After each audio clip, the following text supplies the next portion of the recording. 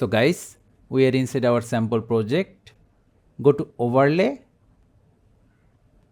library, search for white,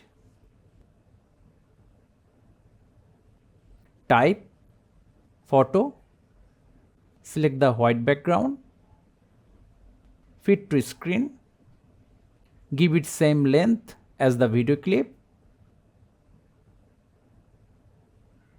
go to mask, circular mask, go to splice,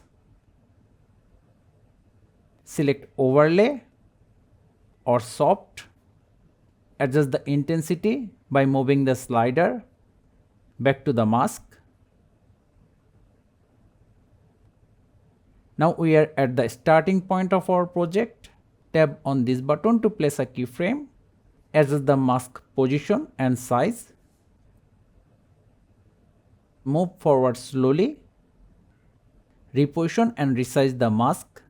This will automatically place a keyframe, and if there is no change for long time, then just place a fake keyframe for smooth transition.